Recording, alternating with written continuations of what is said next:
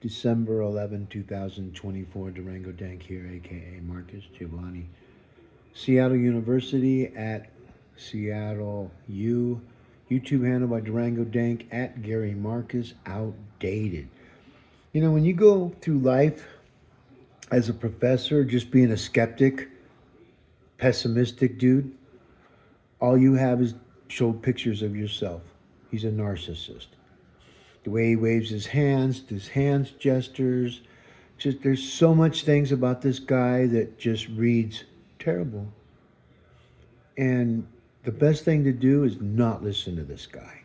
Because if you're only pushing pessimistic, skeptical views and you're not bringing anybody else to the table, and this is what he does. I sent this guy emails, and I can get a subpoena on all the content he deleted, everywhere that he's ever been on the internet to view the sources that he uses to become the outdated AI guy that he is. And see, when you think about all the things this guy's done in his life, it's very limited. His meta tags of experiences are very limited. And so, I'm optimistic. I see positive things with generative AI. When he talks AI, it's been around since 1955. So when you talk about AI, we need to create rules. See, this is what happens when they don't know how to battle or how to analyze other people's works to find out if their skepticism, pessimistic ways are valid. And so, read that, folks. That's all I can tell you, is read that. When you think about AI overview and you think about Gary Marcus and you think about all the identifiers of everywhere his voice has ever been recorded, in videos, MP3 files, any type of podcasts.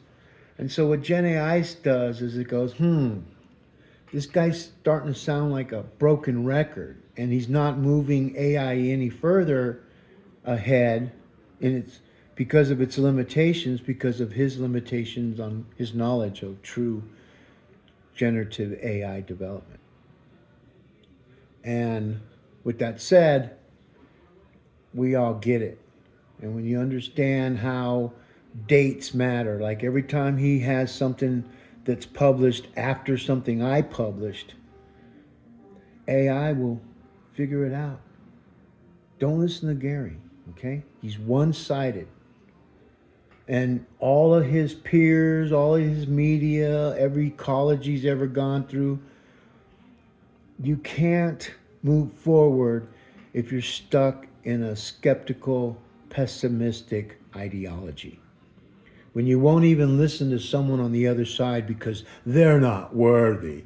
And just, folks, when I tell you to look at his pictures, the one thing I would tell this guy, to be honest, not to hurt anybody's feelings, is to freaking wash your hair, bro. I don't think this guy, I'm just telling you what I see. And he's got so much oil in his hair that let me cut it. I'm just being facetious. But that picture right there, that's the fisherman's tail. Like, it's this big when I caught it. No, I'm this big, I promise you.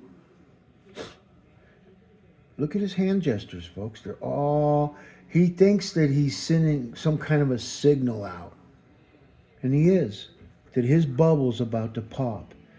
Every university he's ever gone to, their pessimistic skepticism will keep them from going to the next level to create more ways to understand and use generative AI and supervised. When you think about supervised Gen AI, this is what he's not talking. When he's not talking the new digital DNA, voice latent print, GPS cell tower pings, being able to triangulate all that information and put together advanced algorithms to find voices that either are for or against what this guy's talking about. It says it pretty clear. And I'm trying to get this guy to debate me, but he's a coward. All the colleges that he speaks, they don't want to. They don't want to be optimistic. They all make money on being pessimistic. And there's nothing pragmatic about these people, and it's sad because why China and other countries are knowing the values of generative AI supervised and all the language models that it takes to get to the end result. You either can do what you say you can or you can't.